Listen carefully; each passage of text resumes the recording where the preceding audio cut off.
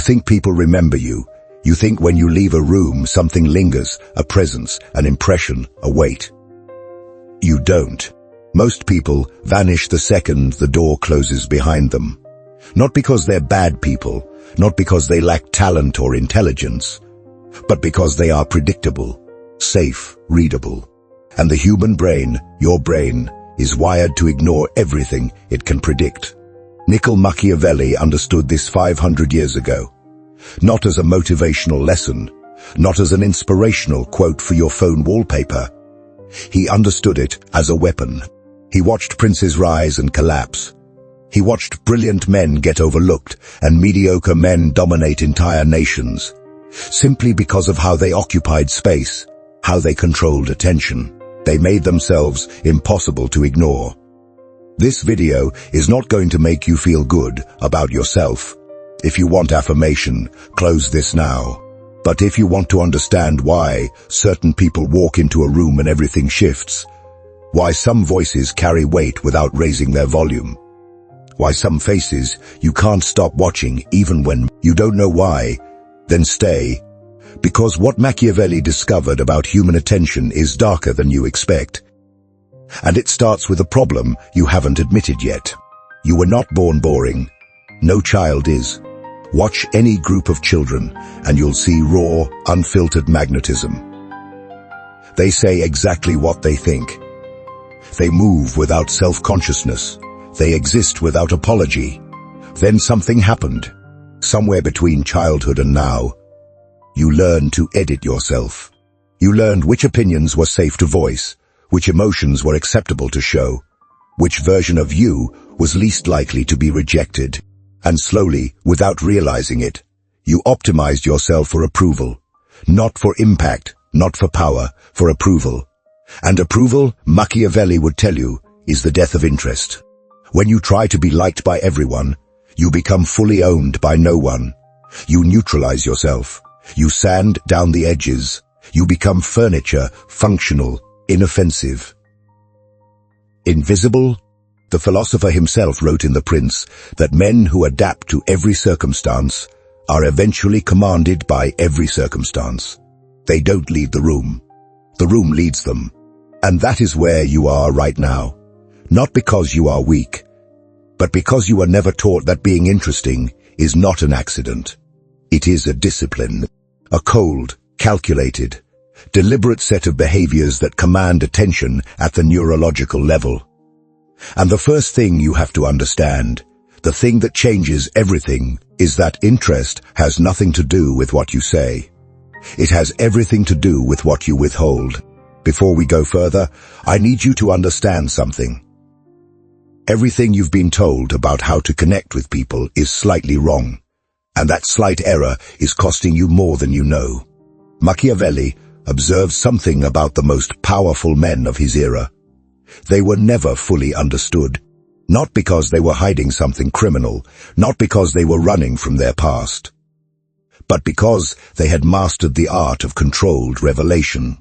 They understood that the moment you are fully understood, you are fully dismissed. The human mind has a closing mechanism. When it categorizes something, when it files you into a box, it stops paying attention. You've experienced this. Think of someone who explained everything about themselves on the first conversation. Their dreams, their failures, their fears, their childhood, their ambitions. Did you find them interesting, or did you feel a subtle, quiet loss of fascination? That is not cruelty. That is neuroscience. The brain releases dopamine not when it receives information, but when it anticipates it. The gap between what you know and what you want to know is the engine of attention. Interesting people live in that gap. They give you enough to lean forward, never enough to lean back. Machiavelli called this verte, not virtue in the moral sense, but a kind of strategic vitality, a dynamic force. The ability to shape circumstances rather than be shaped by them. Mystery is a form of verte. It creates a gravitational pull, and you can build it deliberately. Systematically, here is how. You stop answering questions completely. Not by lying, by answering a different question than the one asked. Samoan asks where you are from. You tell them what that place smelled like at night. Someone asks what you do. You tell them what you do if money didn't exist. You pivot from data to dimension, from facts to texture. Because facts are forgettable, texture stays. The second behavior, you develop opinions that cost you something. Not provocative opinions for shock value. That is the amateur version of this. Opinions that reveal a genuine, considered worldview. One that contradicts the comfortable consensus, held without aggression, but also without apology. Machiavelli himself was considered dangerous, not because he threatened anyone physically, but because his observations were accurate in a world that preferred comfortable lies. Accurate observations, stated without flinching, are among the rarest and most magnetic things a person can offer. When you say what everyone else is quietly thinking, but doesn't have the nerve to speak, something shifts. They don't just find you interesting, they feel seen by you. And nothing binds attention like feeling understood by someone who doesn't need your approval. There is one behavior that separates people with presence from people who simply take up space. And almost no one talks about it: silence. Not awkward silence, not passive silence. Strategic silence. Machiavelli wrote that a prince who speaks less than he knows appears to know more than he speaks. Read that again. When you talk too much, you are not commanding attention. You are begging for it. Every word in excess is a confession of anxiety. The person who can sit in silence while others rush to fill it. The person who pauses before answering. The person who doesn't feel compelled to explain or justify. That person is read as powerful, not because they are withholding intelligence, but because they are demonstrating control. And control is the deepest signal of competence a human being can emit. Think about every person you've encountered who made you slightly uncomfortable, not because they were aggressive, but because they simply didn't perform. They didn't smile reflexively. They didn't fill silences. They didn't reassure you. They just were. That stillness is not coldness. It is a kind of authority, an unspoken message. I do not need this moment to go well, and the moment someone senses you don't need anything from them, they want to give you everything. Practice this. Next time you are asked a question, pause 2 seconds longer than feels comfortable. Next time someone says something designed to provoke a reaction, don't react. Next time you have an opinion, wait until asked. You will feel the shift in how people treat you before you understand why it is happening. Because silence reads as depth, and depth is the foundation of everything that follows. Here is the cruelest paradox in all of human attention dynamics. The more you try to be interesting, the less interesting you become. This is not philosophy. This is behavioral science. When people sense effort, real visible effort to impress, they unconsciously downgrade your status. Because high-status individuals don't perform for low-status rooms. Machiavelli understood this through observation of courts and councils. The men who tried hardest to win favor were the ones who received least. The men who appeared least concerned with favor accumulated it effortlessly. He called this appearing to give when in fact you are taking. The appearance of indifference is not genuine indifference. It is a precise, calibrated signal. You care about the outcome. You simply don't let the outcome own your behavior. That distinction is everything. In practice, this looks like engaging fully in conversation, but being willing to end it first, sharing genuine enthusiasm. But having interests the room can't access, being warm without being eager. The interesting person is not trying to be interesting. They are trying to understand. They ask questions that reveal they've already thought about the topic. They listen not to respond, but to evaluate. And when they do speak, it is weighted, because it is rare. The mouth that speaks less is the mouth that gets listened to most. We're about to get into something that almost no one talks about. The actual psychological source of magnetism. And it is going to contradict almost everything the self-improvement space tells you. Machiavelli was not interesting because he read books. He was interesting because he thought about power with a level of obsessive, relentless specificity that made everything he said feel like it was drawn from another dimension. He had a domain, a deep, singular, consuming domain. And that is the secret that most people miss entirely. Interesting people are not interesting in general. They are interesting about something specific, something they've gone so deep into that their perspective on it is unlike anyone else's. Most people are generalists of experience. They've watched the same shows, read the same headlines, had the same conversations, and so they offer the same observations. The person who commands a room has gone somewhere the room hasn't been. They've spent 10,000 hours thinking about one thing, not because they planned to be interesting, but because they were genuinely consumed by it. And when they speak about that thing, there is a quality to their certainty, a texture to their perspective, a specificity to their examples that is simply not imitable. You cannot fake depth. You can fake surface. You can fake confidence. You can fake indifference. But depth, real intellectual or experiential depth, is recognizable at an instinctual level. People feel it the way they feel heat from a fire without being told. The fire is warm. So the question is not, how do I seem more interesting? The question is, what have I gone deep enough into to see what most people cannot see? And if your honest answer is nothing, that is your work. Not a script, not a technique, an obsession. Find something that pulls at you in the dark hours, something you'd think about even if no one rewarded you for it. Go there, stay there. Machiavelli wrote The Prince while in exile, in poverty, with no political position and no guarantee anyone would ever read it. He wrote it because he had gone so deep that not writing it would have been a kind of death. That is what depth feels like from the inside. And from the outside, it looks like power. Machiavelli had a specific framework for how powerful men should position themselves socially. And it is almost perfectly opposite to what most people do. Most people enter social environments and immediately seek connection, rapport, common ground, warmth. This is not wrong, but it is incomplete.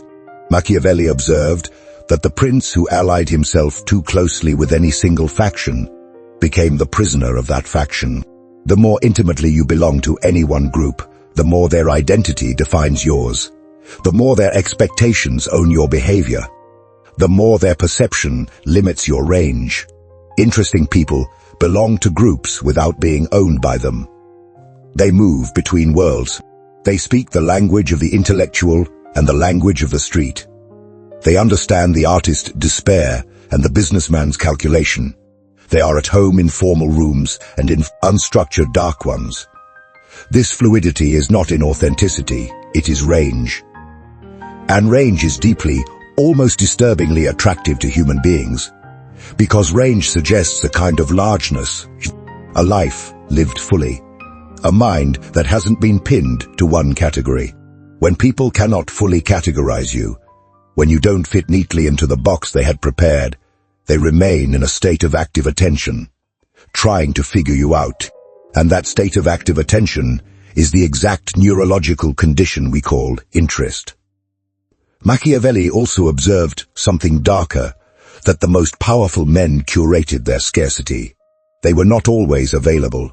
They were not present at every gathering. They did not respond to every summons.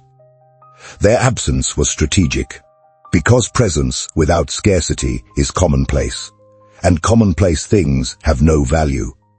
You do not need to manufacture distance, but you do need to recognize that your availability is the single most undervalued lever of social power you possess. The person who is always there is always taken for granted. The person who is sometimes gone becomes the subject of conversation in their absence. And that, being discussed when you are not in the room, is the clearest signal that you have crossed from present to significant.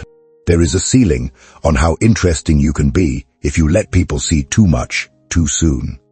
Not because you need to be deceptive, but because full transparency eliminates tension, and tension is the substrate of fascination. Every piece of yourself you give away freely is a piece of leverage you no longer possess. Machiavelli wrote that it is better to be feared than loved if you cannot be both. Most people quote this and miss the mechanism. He was not advising cruelty, he was observing that love, emotional attachment, is dependent on circumstance. Circumstances change, emotions follow, but controlled uncertainty, the kind that makes someone slightly unsure where they stand with you, creates a permanent, low hum of attention. They stay close not out of pure warmth, but out of a need to resolve the open loop. And you are the open loop they cannot close.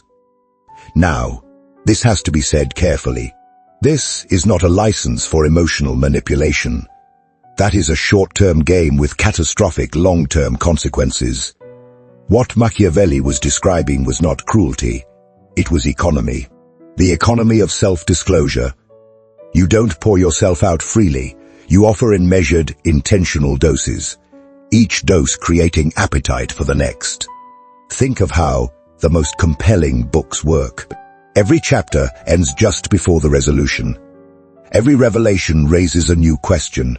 The author controls exactly how much you know and exactly when you know it. You are doing this with your own identity, not lying, not performing.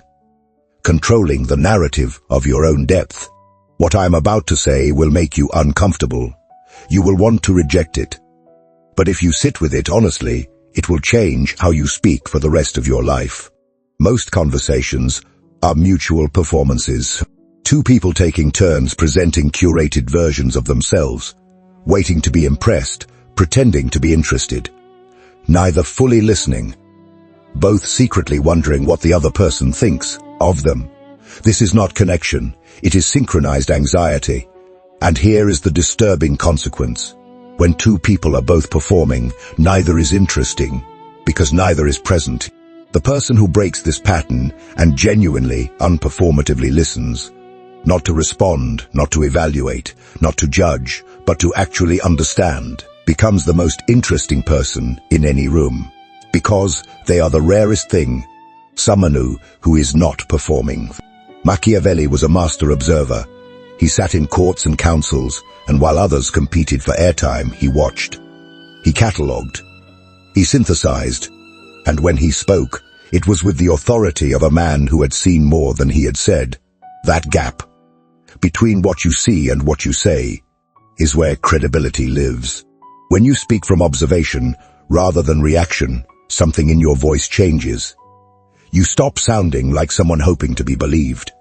You start sounding like someone reporting from somewhere real. That quality, let's call it conviction, is the thing people actually respond to, not the content. The conviction. Two people can say the same words. One will be dismissed, one will be remembered. The difference is never in the words. It is in the internal state from which the words emerge. Someone speaking from genuine observation sounds different from someone speaking to manage their image. And the human nervous system can detect that difference in milliseconds. Machiavelli was willing to look at human nature without the filter of wishful thinking. He saw men as they were, not as sermons demanded they be. And that willingness to see uncomfortable truths clearly gave him a perspective that made him indispensable even to rulers who found him unsettling. Here is a behavior pattern of nearly every forgettable person.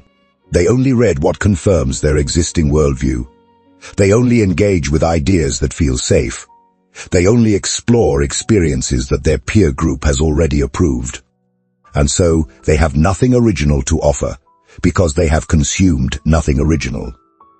The interesting person pursues friction. They read the thinkers they disagree with, not to confirm they're wrong, but to genuinely understand why intelligent people hold positions they oppose. They spend time in environments unlike their own. They seek conversations with people who challenge their assumptions. Not for performance, not for social capital, because genuine exposure to genuine difference produces a quality of understanding that cannot be manufactured any other way. And when you understand multiple worlds deeply, when you have sat inside contradictions without needing to resolve them, you become someone others cannot easily categorize, cannot easily debate, cannot easily ignore. Machiavelli read the ancients, not for comfort but for intelligence. He extracted strategy from history because he was willing to look at history without romance. That willingness, cold, clear, unsentimental, is the intellectual posture of every genuinely interesting mind. Ask yourself, when did you last genuinely change your mind about something important? If you cannot remember, you haven't been consuming friction. You've been consuming mirrors, and mirrors don't make you more interesting. They just make you louder. Everything we've discussed exists primarily in behavior and mind. But there is a physical layer to this that Machiavelli understood through the court dynamics he witnessed. Physical presence is not about attractiveness. It is about ownership of space. The forgettable person shrinks. They occupy less space than they're given. They angle their body away. They let their voice trail off. They move quickly as though apologizing for existing. The person with presence expands into the space available. They move at the pace they choose, not the pace anxiety demands. They hold eye contact, not as challenge but as genuine focus. They allow silence after speaking, as though the words don't need defending. Machiavelli observed that the prince who appeared uncertain in his own body was never fully trusted, regardless of his actual competence. Because the body broadcasts what the mind believes. If you believe you deserve to be here, your body says so. If you are not sure, your body says that too. And people respond to the broadcast, not the biography. The implication is precise. You cannot think your way into physical presence. You have to practice occupying space until it stops feeling like performance and starts feeling like fact. Slow down your walking pace by 30%. Lower your vocal register and speak from your chest. Reduce your nodding. Stop reflexively agreeing. Let people finish speaking before your face reacts. These are not tricks. They are physical recalibrations that bring your exterior into alignment with the interior you are building. And when interior and exterior match, when what you feel and what you project are the same, the performance disappears. What remains is just you, fully present, fully deliberate, impossible to weigh, dismiss. We've spent time building. Now let's talk about what destroys what you are building, because it can happen faster than you think. The first enemy, over-explanation. The moment you start justifying your choices, defending your decisions, explaining your behavior to people who didn't ask, you signal insecurity. And insecurity is repulsive at a primal level, not because it is morally wrong, but because it signals weakness, and weakness triggers a very old, very unglamorous response in the people around you. Machiavelli wrote that a prince who explains himself invites his subjects to disagree with his reasoning. The one who simply acts and stands by the act forces others to accept the reality he creates. Stop explaining. The second enemy, complaint. Complaint is the language of the powerless. It signals that you believe your circumstances are controlled by external forces, that the situation owns you, that you are a passenger. Every complaint you voice publicly reduces the perception of your agency. And agency is the core of what makes someone worth watching. Not the absence of problems, but the refusal to let problems define the frame. Interesting people have bad days. They have failures. They have losses. But when they speak about those losses, they speak as an analyst, not as a victim. That distinction between the analyst and the victim is the difference between interesting and exhausting. The third enemy, seeking validation through your opinions. There is a specific kind of person who shares opinions not to offer perspective, but to receive approval. You can hear it in the way they phrase things, the slight upturn at the end, the implicit question mark, the watching of your face as they speak. Are you agreeing? Did I get it right? Do you think more of me now? This behavior renders the opinion worthless, because the opinion is not actually about the topic. It is about the speaker's need to be validated. And validation seeking is transparent. Hold your opinions like property, offer them when asked. Stand by them when challenged, not through aggression but through genuine, unmoved certainty. The person who doesn't need you to agree is always more interesting than the one who does. We come now to the final architecture, the part Machiavelli spent his entire life building toward. Not a tactic, not a technique. A way of being. The Prince, his central text, is not actually about governing countries. It is about governing yourself in a world that is constantly trying to govern you. Every social environment you enter is attempting to tell you who to be, what to say, how to behave, what is acceptable. The person who accepts this governance is in Machiavelli's framework, a subject. The person who understands it, sees it clearly, and operates within it by deliberate choice rather than unconscious compliance, is a prince, not a dictator, not a manipulator. Someone who has internalized self-determination to the degree that other people's expectations simply do not govern their behavior. They choose their adaptation, they choose their participation, they choose their degree of engagement, and that freedom, that visible, quiet, undeniable freedom, is the most interesting thing a person can be. Because it is the rarest. Most people are walking bundles of conditioned responses, approved reactions, borrowed opinions, performed emotions. The person who moves through the world from an internal source, who is interested rather than interesting, who observes rather than performs, who chooses rather than complies. That person does not need to try to command attention.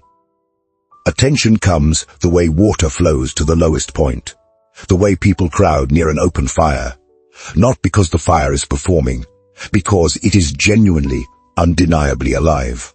That is what Machiavelli was pointing toward.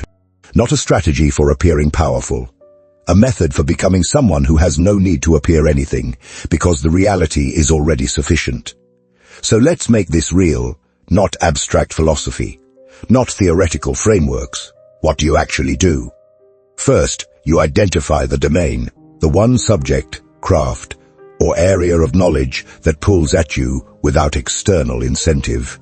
Not what would impress people, not what is trending, what you'd explore in a room alone with no reward. You go there, spend time there every day, not to become an expert, though that follows, but to develop a genuine, private, specific relationship with a body of knowledge or skill.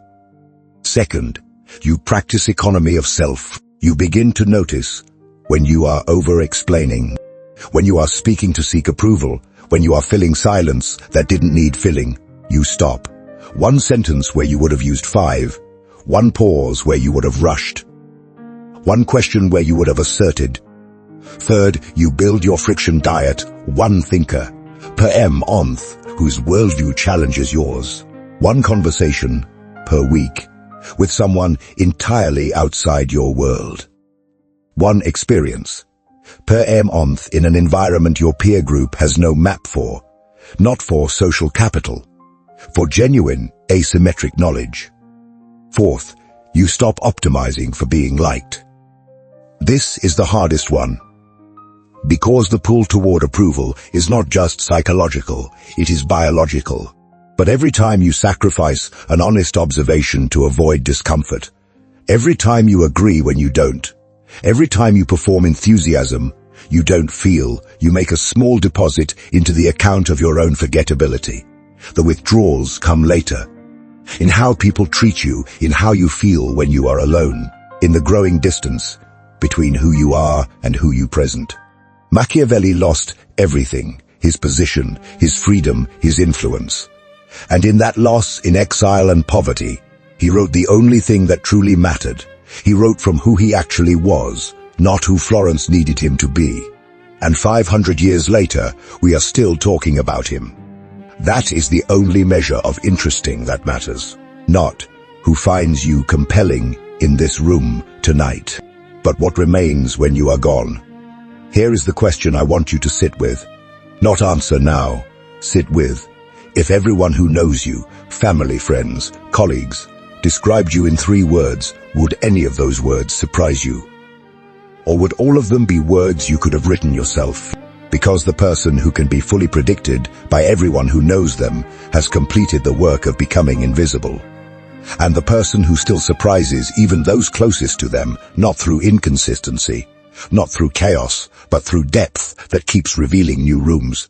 That person is still becoming, still moving, still alive in the way that truly alive. Things are alive. Machiavelli was never fully understood. Not in his lifetime, not in ours. And that unfinished quality, that sense that there is still more, is not a flaw. It is the signature of a life that refused to be filed away, refused to be filed away. That is the beginning of everything.